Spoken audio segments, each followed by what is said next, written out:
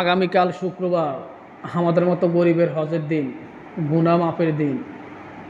তাই সবাই নামাজ পড়ে সবাই সবার জন্য দোয়া করবেন, পুরো বাংলাদেশের মানুষের জন্য দোয়া করবেন, বিশ্বের সকল মুসলমানদের জন্য দোয়া করবেন। কারণ শুক্রবার হচ্ছে আমাদের গরিবের হজের দিন, গুনাহ মাফের দিন।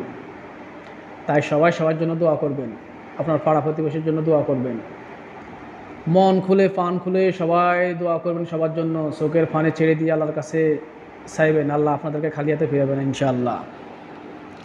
আমরা আল্লাহর কাছে সঠিকভাবে চাইতে জানি না, আল্লাহ কিন্তু আমাদের জন্য প্রস্তুত আছে, আমরা চাই নিতে জানি না। আমরা কি করি, দুনিয়ার নেতার কাছে চাইতে চাইতে আমরা ক্লান্ত হয়ে যাই, কিন্তু নেতা দেওয়ার ক্ষমতা নাই। কিন্তু যার ক্ষমতা আছে আমরা তার কাছে সঠিকভাবে চাইতে জানি না, সে আমাদেরকে দেওয়ার জন্য প্রস্তুত, আমরা শুধু চাইতে জানি না। কিন্তু আমরা ওই দিকে না চাই, আমরা নেতার পিছনে দৌড়াই, নেতার কাছে চাইতে চাইতে আমরা ক্লান্ত হয়ে যাই। কিন্তু নেতা দেওয়ার ক্ষমতা কি, নেতাকে যে আল্লাহ দেয়, আর আমরা সে আল্লাহর কাছে চাই না, আমরা চাই নেতার কাছে। আমাদের বিবেক আজকাল কোথায় গিয়ে দাঁড়াচ্ছে, নেতার কাছে নয়। যে নেতাকে আল্লাহ দেয় আপনিও সে আল্লাহর কাছে চান, তাহলে দেখবেন আপনার কোনো কিছু অভাব হবে না। আপনি সঠিকভাবে চলেন, সৎ পথে চলেন, আল্লাহ সাহায্য চান, আল্লাহ সবসময় আপনাকে সহযোগিতা করবে, আল্লাহ সাহায্য আপনি অবশ্যই পাবেন। আপনি চিন্তা করুন, আপনি যে এখনও সুস্থ আছেন, আমি সুস্থ আছি, এটা হচ্ছে আল্লাহর একটা নেয়ামত। আপনি যে অক্সিজেন গ্রহণ করেন, দৈনিক যে অক্সিজেন গ্রহণ করেন, এটা যদি টাকা দিই আপনি, তাহলে কত টাকা দিতে হতো দৈনিক আপনাকে, চিন্তা করুন। তা যে অবস্থা আছেন ওই অবস্থাতে শুকরিয়া আদায় করুন, আলহামদুলিল্লাহ আলহামদুলিল্লাহ। কারণ আল্লাহ আপনাকে আমাকে সবসময় সুস্থ রেখেছে, সমস্ত বিপদ থেকে রক্ষা করেছে।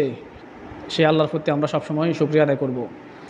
আর আপনার কারণে যেন আপনার পাড়া প্রতিবেশী যেন কষ্ট না পায়, সেই দিকেও খেয়াল রাখবেন। আজকাল আমাদের এমন একটা পর্যায়ে হয়ে গেছে, আমরা নিজের সুখের জন্য, নিজের সামান্য সুখের জন্য অন্যের বিরাট ক্ষতি করার চেষ্টা করি। নিজের সামান্যটুকু সুখের জন্য অন্যের বিরাট ক্ষতি করতে আমরা চিন্তা করি না। কেন রে ভাই? আল্লাহ যদি আপনাকে সুখ না দেয়, আপনি অন্যের প্রতি হিংসা করে তো কোনো কাজ হবে না। আপনি আল্লাহর কাছে চান, আল্লাহ আপনাকে দিলে অবশ্যই আপনার সফল হবেন। তাই আপনার অন্যের সফলতা দেখে আপনি হিংসা করে লাভ নাই। আপনাকে সফল হতে হলে আপনি আল্লাহর কাছে সাহায্য চান, আর যেভাবে সফলতা হয় ওইভাবে চলেন।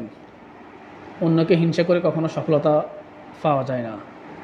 তাই আমরা যেন আমাদের পাড়া প্রতিবেশীর আমাদের থেকে কোনো কষ্ট না পায়, আমরা যেন তাদেরকে সবসময় সাপোর্ট দিতে পারি, তাদের সুখে দুঃখে আমরা যেন অংশীদার হতে পারি, সেই খেয়াল রাখবেন সবাই। কারণ আপনার কারণে যেন আপনার পাড়া প্রতিবেশী কষ্ট না পায়, সেই দিকেও খেয়াল রাখবেন।